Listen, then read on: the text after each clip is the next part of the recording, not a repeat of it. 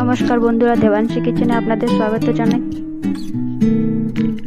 বাড়িতে যদি কিছু সবজি না থাকে, পেঁয়াজ তো নিশ্চয়ই থাকবে, তাই আজকে আমরা নিয়ে চলে আসলাম পেঁয়াজের একটা রেসিপি, যার জন্য কি কি উপকরণ লাগছে চলুন দেখে নিচ্ছি। কেটে রাখা পেঁয়াজগুলো এই এমনিভাবে মোটা মোটা করে কেটে নিয়েছি। একটা তেজপাতা, শুকনো লঙ্কা, রসুনের কুচি, কস্তুরি মেথি, কালো জিরা, গোটা জিরা, আর এটা হচ্ছে মেন উপকরণ, দুধে যে সর পড়ে সেই সর।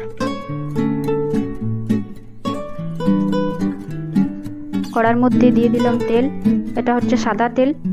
আজকে পুরো রান্নাটা আমরা সাদা তেলেই করব, সরষের তেল নিচ্ছি না। তারপর দিয়ে দিলাম তেজপাতা, শুকনো লঙ্কা, কালো জিরা, গোটা জিরা,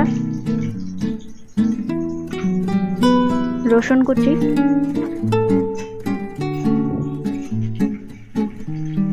সবকে ভালোভাবে মিলিয়ে নিব। এরপর দিয়ে দিলাম কেটে রাখা পেঁয়াজ,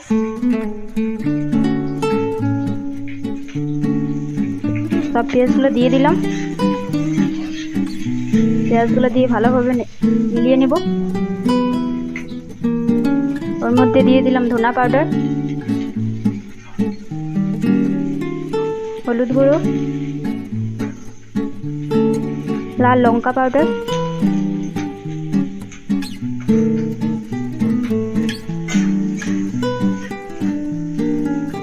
সবকে ভালোভাবে মিশিয়ে নিতে হবে। পেঁয়াজগুলো বেশ ভাজবো না, হালকা ভেজে নেব।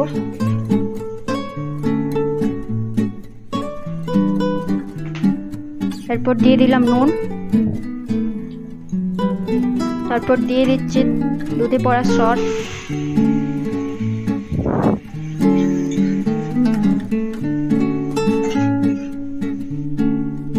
তারপর দিয়ে দেবো কস্তুরি মেথি উপরে থেকে, হালকা জল দিয়ে দিলাম। কস্তুরি মেথির সঙ্গে মিলিয়ে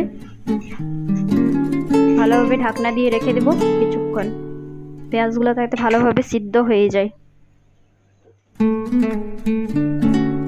ঢাকনা খুলে দেখে নিচ্ছি কেমন আছে, আর একটু ভালোভাবে হবে, তাই ঢাকনাটা বন্ধ করে দিলাম। রেডি হয়ে গেছে, আমরা নামিয়ে নিব ওখানে। আমাদের এই রেসিপি রেডি হয়ে গেছে। গরম গরম রুটি কিংবা পরোটার সঙ্গে পরিবেশন করুন, খুবই ভালো লাগবে।